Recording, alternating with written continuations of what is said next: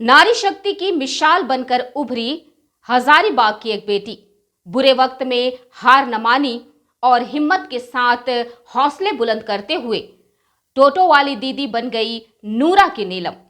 हजारीबाग की बेटी नूरा निवासी स्वर्गीय मोती महतो की पुत्री नीलम कुमारी की कहानी।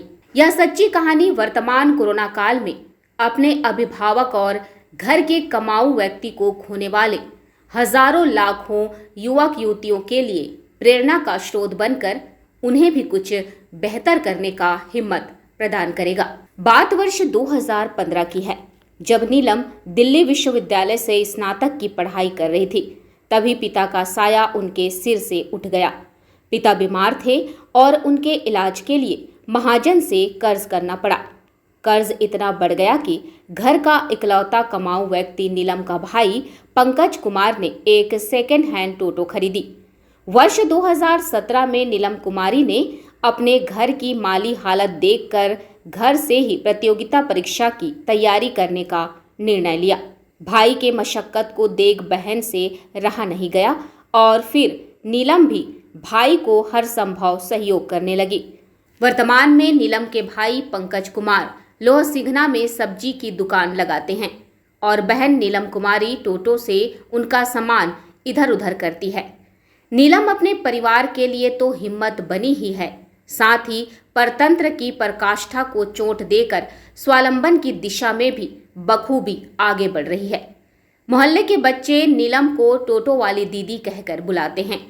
शहर के सड़कों और गलियों पर अमूमन आसानी से इस टोटो वाली दीदी को लाल रंग के टोटो पर देखा जा सकता है।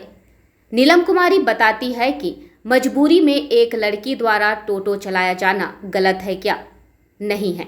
फिर भी लोग उनका मजाक उड़ाते हैं और गलत निगाह से देखते हैं। वो कहती है कि मेरे घर के आसपास के लोग ही मुझसे कहते हैं कि लड़की होकर टोटो चलाते हुए तुम्हें शर्म नहीं आती।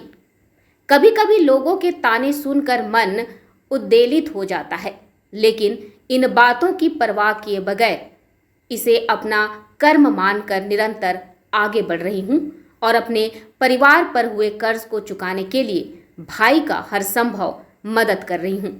वो कहती है कि मैं JPSC की तैयारी भी कर रही हूँ। नीलम के हिम्मत, जज्बे और हौसले एक दिन उन्हें जरूर मुकाम तक पहुँचाएगा और परिवार का कर्ज चुकाने में वो जरूर सार्थक होगी। ये कंप्लीट है और हम JPSC का फॉर्म भरे थे अब, लेकिन लॉकडाउन के कारण मेरा 2 मई को पेपर होने वाला था रांची में, तो लॉकडाउन के कारण अभी बंद हो गया। उस वजह से भी मेरा पढ़ाई भी रुका हुआ है। मतलब बहुत ज़्यादा प्रॉब्लम हो रहा है। हमारे घर को बहुत स्थिति खराब है, जिस वजह से हम लोग कुछ ले नहीं सकते।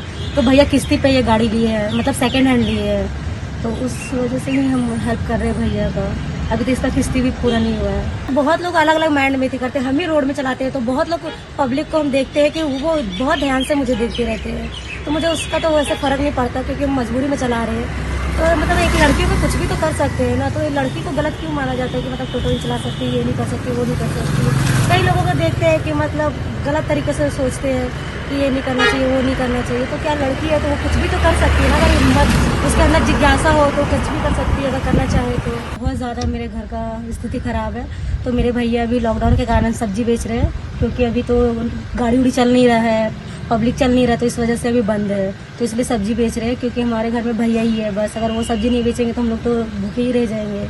तो इस वजह से भैया का हेल्प करने के लिए हम थोड़ा सा उनका मदद कर देते हैं। गाड़ी मतलब सामान वामान इधर उधर कर देते हैं, कहीं से लाना होता है तो ले जाते हैं, पहुँचाना होता है तो कर देते हैं। मतलब भैया का हेल्प करते हैं हम पूरे तरीके से। बहुत मजबूर होकर मुझे टोटो चलाना पड़ रहा है। वी टाइम न्यूज़ के लिए हजारीबाग से दीपक कुमार की रिपोर्ट।